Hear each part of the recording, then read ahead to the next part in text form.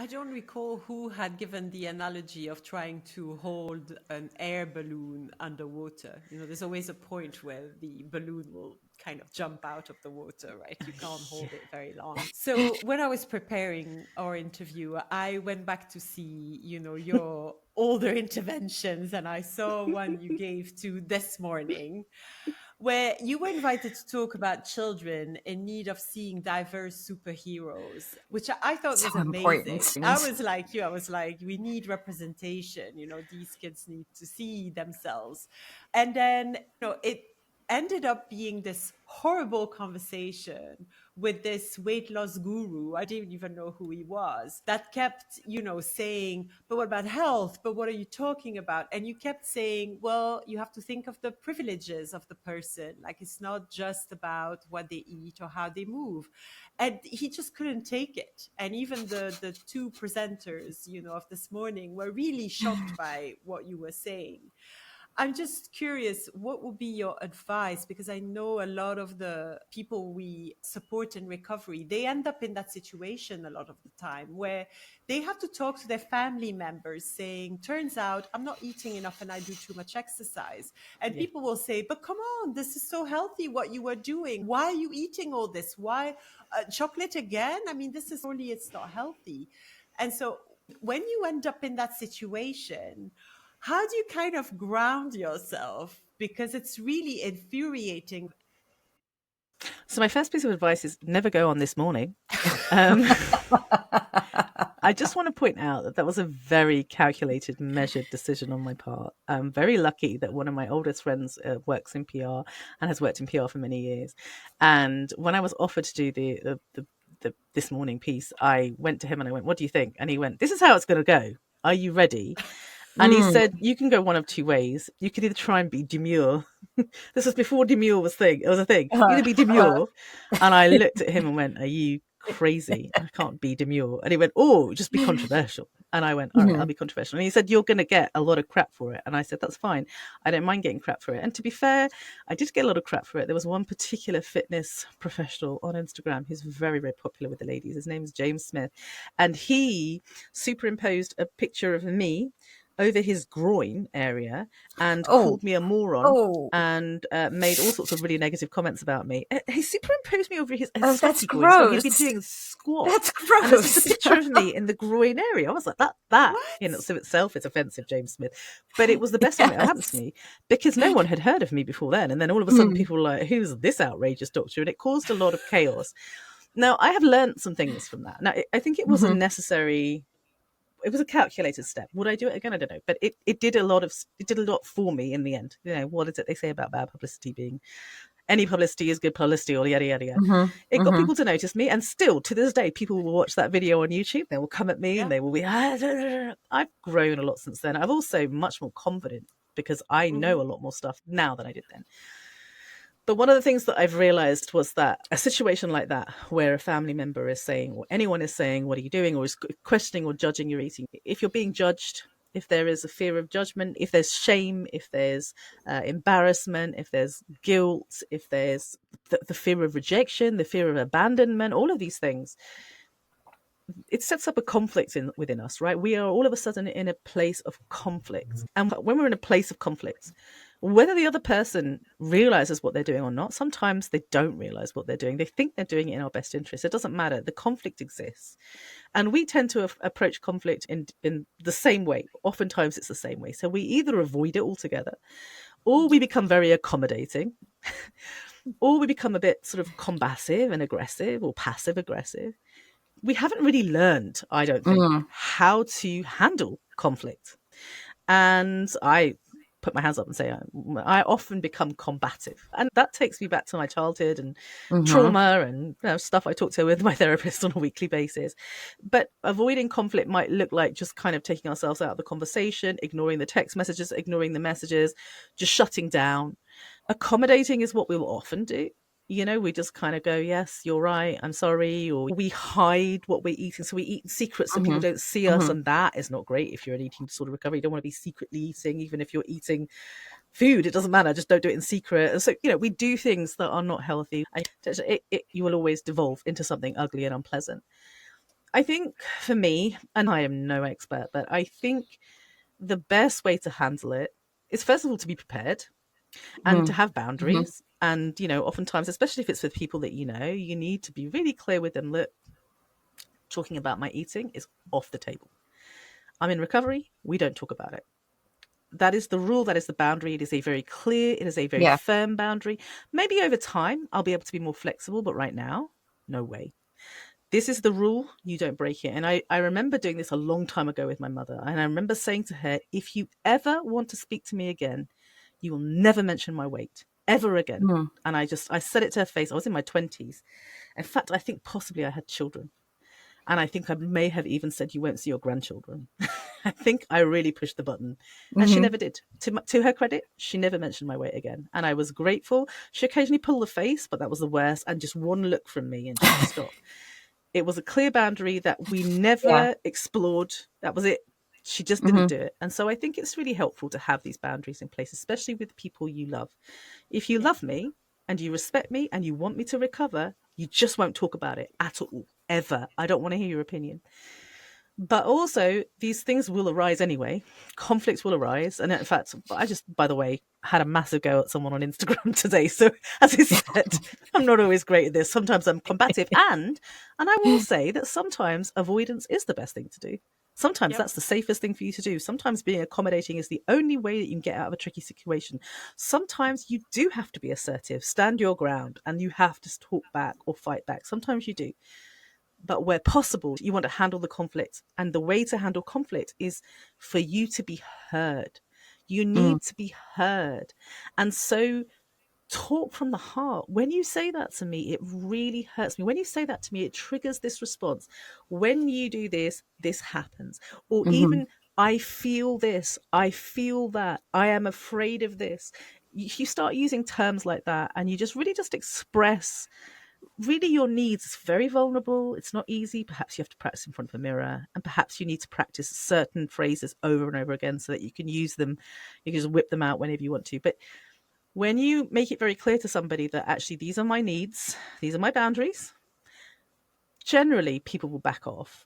And you'll notice I didn't do that on This Morning. And now I get phone calls all the time from places like This Morning. And I say, no, thanks. Unless you can assure me that this is going to happen, I'm not going to do it because this is my boundary. Mm. And when random people come and talk to me like, what about this? What about that? I'll just go, the evidence is here. Or, listen, mate, I don't work for free. If you want to have this conversation with me, you can pay me and then we'll talk. And so that generally tends to get rid of people because, they're just looking for a fight. And don't forget, Mm-hmm. most of the time, the people who are saying these things, they have their own issues. They're taking their own issues and they're forcing them on you. I often refer to it as a plate of steaming dog turd. I'm holding this plate. It's really unpleasant. And so what I'm going to do, I'm just going to hand it over to you and just do not accept the plate. Just be like, no, thanks. I don't want that. That's yours. You keep it. That is how you need to see it. Because it's just, we all have our own issues and we're all working them out in our own ways. But if you're in recovery, you just need to tell people, keep your crap to yourself. I'm over Yeah. here. This is my Yeah. space. Leave me alone. That's my advice. Yeah, really, really appreciate that advice. I think that a lot of our listeners will find it really useful. It's a topic that comes up quite frequently. Another topic that comes up, particularly very recently in our support group, this deep sense of anger and grief for the time lost, the harms done to our bodies before we know about the negatives of diet culture and weight stigma and all of that. Have any suggestions for positive ways to channel that anger and grief and use it for good going forward? First of all, I think you should grieve. I think we should grieve. We were lied to. We were all lied to. We were all deceived. And ultimately, we were deceived for the purpose of a group of people making a whole ton of money. It comes back to the money. Diet culture exists for financial reasons only.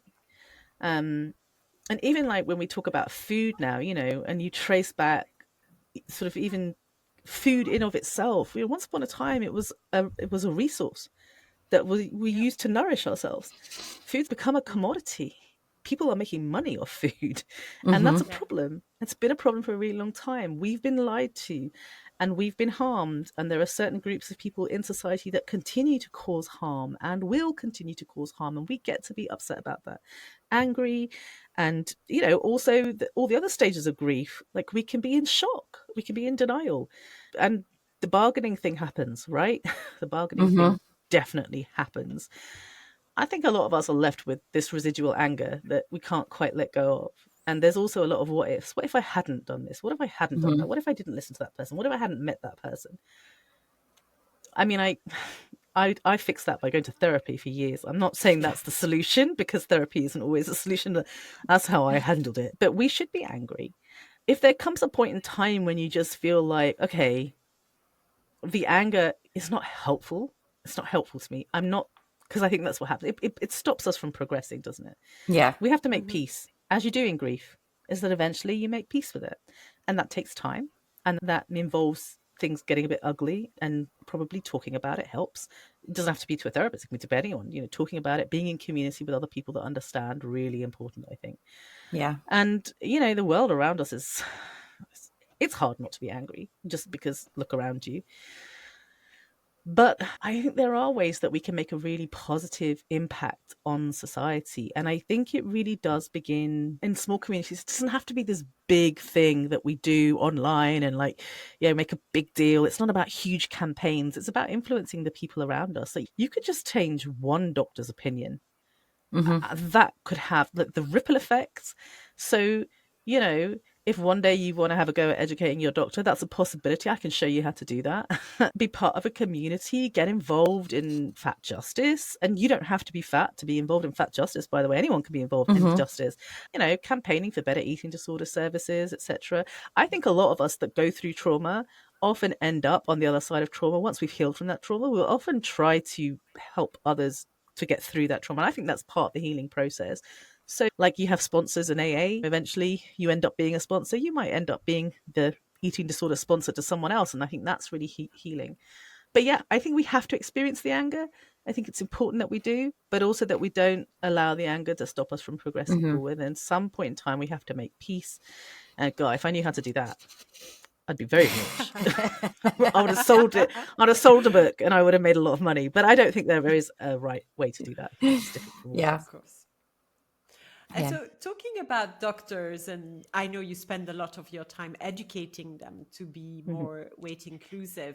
And in a lot of ways, our listeners, when they go to the doctor, they really face that fear of saying, is it going to be a weight-centered doctor, or is it going to be a weight-inclusive one? Would you have maybe some tips as to what would allude to the fact that this doctor is maybe more open to the idea of being weight-inclusive as opposed to a more traditional kind of weight-centered practitioner? So first of all, a lot of people don't get a choice, right? So you want to find the right one, but chances are there are obviously databases, and there was word of mouth, which is the best. Is people talk. So listening to being in community with people in your area is often a good thing. I know that people with Ehlers-Danlos syndrome are amazing at telling each other which doctors they should and shouldn't see. And so I think the fat community is good like that too. However, what I will say to you is that doctors don't get to choose which one they're going to be, right? It's interesting because we're like, what if this doctor isn't weight inclusive? Doctors will be weight inclusive once you make it very clear that they will not be treating you in a weight-centric way, right? You are in charge. I cannot stress this enough. Your doctor is performing a service. You don't go to a restaurant and just go, cool, I really hope this restaurant is going to serve me the food that I want to eat, as opposed to the food that they decide to serve me. Like, at no point in time would you ever go to a restaurant and then put food by them and you go, I didn't order this, and they go, tough. Like, it just doesn't happen. It is a service. It is a service that you are paying for. Even in the UK, when you're not physically paying, your taxes still pay. Your tax dollars pay that service. Doctors work for you. You do not work for doctors. And so if you say to your doctor, you are going to treat me in a weight inclusive way, they will treat you in a weight inclusive way. And when I say they will, they probably will try not to, but they don't have a choice. You can walk into any doctor's appointment and just make it clear from the start, just so you know, I refuse my consent to be weighed, to to discuss my weight or to be treated with weight loss. I refuse my consent. Done. That's it. Your doctor has no choice now but to treat you in a weight inclusive way. If your doctor turns around and says, well, then I'm not going to treat you, they can't do that. If your doctor turns around and says, I hear you, but I'm still going to talk to you about it, they can't do that either. That is against the law. Well, it's against the rules. It's against the doctor law, let's put it that way. I don't care which country you live in. I don't care where you are. There are certain rules that doctors must follow. So you need to make it very clear to your doctor that they will be weight inclusive. Not that you want them to be, that they will, because they are performing a service. You don't go into a restaurant and say, look, is it okay if you serve me the food that I want to eat? No, you go in there and you demand this from the menu because you're paying for it. So you will be fed what you want to be fed. Now, whether the food is to your liking or whether you want to send it back like that, we can talk about that later. But there is no choice. So rather than focusing on how do I make sure I find the right doctor, the most empathetic doctor, you just need to learn what I would describe as the art of the consultation, the negotiation point of the consultation. And one of the things I offer for free, and you can just download this off my website, is a script. I find scripts to be very helpful. I find it helpful to write everything down and to literally read from it. I remind everyone, you are not an actor. You're not auditioning for anything. You simply read from the script. Don't have to memorize your lines. Just go and just read line by line by line. Or you can even hand it over. Just be like, here you go, read this. Because it is perfectly acceptable for you to have a plan, just like some people like to go to a restaurant and have looked up the menu online first, and then they know what they're ordering. Just like that, it's perfectly acceptable for you to bring in your piece of paper and read from it. And in that script, one of the things I do is I address boundaries, but I also talk about what you need out of the consultation. And this is useful for everybody. This has nothing to do with weight now. This is whoever you are. You're going to address what you need, any concerns that you might have, and what you expect to happen at the end of the consultation. The consultation that you or the doctor is being paid for, this is what's going to happen. And then you set some boundaries. And I've sort of, over time, formulated the sentences so that they sound less combative, more kind and, pleasant and polite, and also say things no doctor in their right mind would ever argue against, because they don't want to be that guy. So they just feel like they have to comply. But actually, honestly, in my experience, when a doctor knows what you need and what you expect, they are automatically on side, because you've just made their life so much easier. You've told them, you've basically given them a roadmap. So all they have to do is follow it. And it's very unlikely, unless you're asking for something that's completely unreasonable, it's unlikely they're going to say no, because it's just easier for them to say yes. So if you say, for example, I would like to leave here with some blood tests, as a doctor, I'm just like, psh, I'm already going online to click and order the test, because of course that's so easy. Why would I say no to that? Whereas trying to figure out that that's what you wanted in the first place, actually that's half of the difficulties. And then there's communication breakdowns and there's conflict and there's all these issues. If you're very blatant about it and just go, this is what I want, doctors usually go, yeah, fine, here you go. Bye-bye. And then you leave. Perfect. And it's lovely. This to me is the perfect consultation, when both of you get what you need and there's no conflict. Perfect. And you leave. So the script is sometimes, I think, helpful. Feel free to download it and use it to your heart's content. Fantastic. Yeah, I was actually going to encourage everyone to check out your website, which is fatdoctor.co.uk, because there were a number of other free webinars and downloads that I saw when I went on there that I think that folks will find really useful. And the other thing that I really loved when I went onto your website was that you so clearly outlined your guiding principles. I thought that was fantastic, and I'm really going to copy that on my website, with credit to you, because you need to credit me. I copied it from someone else. Don't worry. Okay, all right. Is there anything else that you are offering that you think might be particularly useful for our listeners, including how they might work with you directly, if that's something that'd be helpful for them? Yeah, so obviously you can consult with me anytime. I offer a service. I don't know that there's a term for it, because I don't know that many doctors are doing this, but basically I am here to listen. And I am here to help you process a lot of the stuff, a lot of the medical trauma, a lot of the health beliefs that you've developed. For example, the person who's worried that they're going to get diabetes if they don't eat a certain way. I'm here to help you with that, to show you the truth, just explain all of the stuff that your doctors don't explain.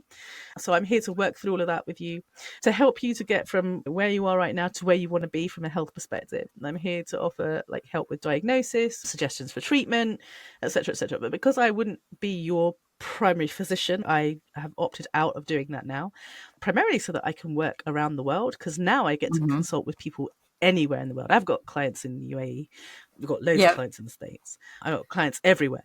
And so that's really wonderful. But it means that I can't prescribe. I can't refer you to places. But I can consult with you, and I offer a consultation. You can go onto my website that you just listed, fatdoctor.co.uk/consultations, and boom, it's all there. I help people who either have a diagnosis but aren't getting the right treatment, people who haven't got a diagnosis yet and they know something's wrong but then can't get the diagnosis, and people who are being denied treatment because of their BMI. I help all these groups of people. I also run masterclasses once a month where we basically tackle a topic. Last month was high blood pressure, or this month, sorry, next month, depending on when this comes out. Then I'm doing obstructive sleep apnea, and then I'm doing arthritis of the knee, and I've done diabetes. I've done all sorts of different masterclasses, so you can have a look at that. And then what I'm really excited to talk about is I'm writing a book. It's called No Way. It's spelled no and then WEIGH. It talks about the No Way campaign, the campaign, the book. It's all part of my long-term plan. I keep saying it will happen next year. It's never going to happen next year. I would like the book to be released in 2026, though. That's a realistic goal. And it is basically all about why doctors should never, ever, ever, ever, ever, ever prescribe weight loss, ever, ever. One of the things is I really want to be like, here's the book, but the book isn't ready. So there's a 15-month program where every month we're going to do a live Zoom call, and I do a written kind of post where basically it's chapter by chapter and we go through. So there are 15 chapters and they're all outlined. The first one is like weight loss is not sustainable, and the second one is like all about the myth of willpower, and the third one is all about the difference between a diet and a lifestyle choice. We talk about everything. We talk about how it impacts your health, weight loss. We talk about eating disorders. There's an entire chapter about the intersection between eating disorders and weight loss advice. We talk about medical misinformation, weight loss surgery, weight loss injections, all sorts of things. So each month we're going to go through it, and I'm envisioning doing things differently rather than telling people to wait until the book comes out. I'm like, well, no, just come join me beforehand and we'll just do this together. And also because I value people's opinions and I love to listen to people's lived experiences. And I think there is a richness when you kind of come along and people go, yeah, but what about this? And you're like, I never thought about that. So it's a bit of a collaborative experience. So it'll be on my website. I'm sure by the time this comes out, just go to the No Way section if you fancy joining me on this journey and being part of, I don't know, whatever this is about to become. I'm really excited about it because this is for both people, individuals, but also professionals. So whether you're a body image coach or you're a dietitian or you're a doctor and you want to know how to address these tricky questions like, but what about health? All right, well, I'll show you. And there's plenty of evidence there that I'll be sharing. So, yeah, if you're into geeking out over the evidence, then this is the place to be. Other than that, join me on my social media. Once a week, I do an Ask Me Anything, and those are always entertaining. Especially because the trolls come along and they put them in their place. And you have a great podcast too. You've done a few seasons and you've had really cool guests on. So I have had some very cool guests on. I'm not as organized as you, okay? Like, you are so professional. I was watching you. You're so professional. I was like, that's why I'm not attempting to do a serious podcast, because I'm never going to be that professional. Like, you were so organized and so polite, and I'm just like me. I forget the dates and I cancel last minute, and I'm terrible. So I generally we've done tend to those just things report too. myself. Trust me. Oh yeah, whatever. I don't believe you. You're just saying that. You're just trying to make me feel better. Let's be honest. You guys are doing it right. And me, I'm more like, dude, I really need to do a podcast next week. Can you come on quick, be my guest? So it generally is more like that. And if I don't have a guest on, often it'll just be me rambling. It's called the Fat Doctor Podcast, and you're very welcome to listen in. Let's just say it's never going to be monetized. I don't think it's of that professional ilk, but it's always a laugh, and I've got things to say, and people have really been enjoying the last few weeks because I've been like real life patient examples, obviously protecting anonymity and changing details and names and stuff. But I think the real life patient examples really help people to go, oh, that happened to me too. Oh, I didn't know that was a thing. Yeah. So I really enjoyed listening to your podcast. And I have to do a shout out to Lisa of Mon Gros Podcast, because without her, we wouldn't have been in touch. Yes. And I'm really grateful she introduced us, because I was following you for a while already. And I was like, ooh, we need Asher on our podcast. So our podcast is called All In, and Yes. it's the name of the recommendations that we give to women struggling with HA. People, really. There's also men struggling with Red S. We tell them go all in, like really feed yourself well, nourish your body, rest as much as you need, putting all your efforts into recovery. But we like to ask a question to all of our guests, which is how they're all in their lives, really. What makes them go all in right now at the moment we interview them? So, what are you all in on, and what would you like to share with us on this? So I was really excited about this question, and I had to think about it for a moment, but I know what it is. I finally learned at the grand old age of 44 what it means to be embodied, because I just didn't understand this idea of being in your body. Mm-hmm. And I Yeah. think that there was just a part of me that's like, well, I don't understand what that means. I'm always in my body. Like, I'm in it. I don't know what someone explained to me that sometimes it's not about understanding. It's about the contrast, knowing when you are, because you know what it's like when you aren't. And it clicked for me very recently. There was nothing wrong. Everything was great. Life was fine. No problems, no issues. But I was feeling a bit meh, a bit dull, or a bit flat. And I realized that I hadn't been creative for a while. I hadn't been doing anything creative. I love a creative project, just on the go. I warn you now, I have ADHD, which means I love to hyperfocus and hyperfixate. So I will spend some time on Pinterest, usually. It's my pornography. I'm on Pinterest. At the moment, it's upcycling furniture. So I'm all in because I have been grabbing like free or very cheap secondhand furniture and giving it a new lease of life by painting and decorating and all of this stuff. And the point is not so much what I'm doing, but it's because it's engaging that creative part of me has given me such a lease of life. And I've realized it's because I'm more present in my body. So that's how I'm all in. I'm upcycling furniture, people. Bet you didn't expect that, did That's you? amazing. No, definitely not.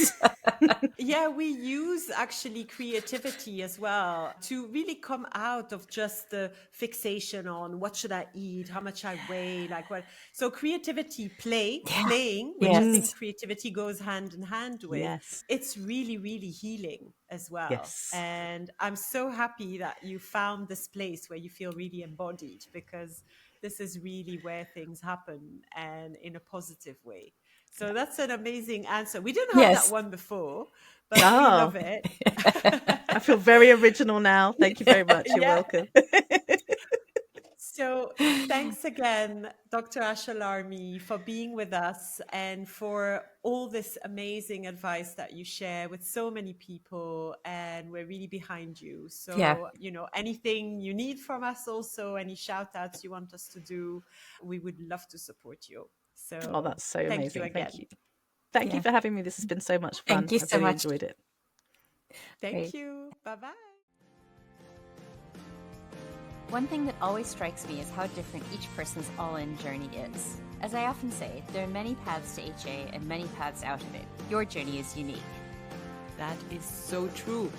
If you need more support on your journey, you should definitely start with No Period Now What, which you can get at noperiod.info/book. And Florence and I both work with people on different aspects of period recovery and so much more.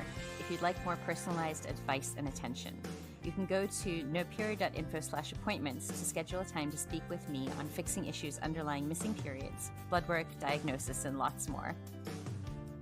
Or beyondbodyimage.com to work with me on the fear of weight gain and making peace with food, exercise in your body. I also take care of the new French version of No Period Now What through the Instagram account Je n'ai plus mes règles _livre. We also have joint clients and online support groups, so you can access both our domains of expertise and get the physical and mental help you deserve to put an end to disordered eating once and for all. If you enjoyed this podcast and found it helpful, please subscribe and drop us a review to help more people find it.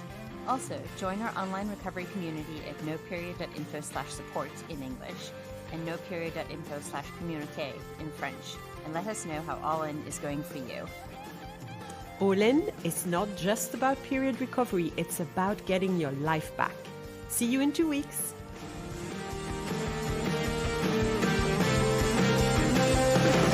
You were lost in battle till you got lost again.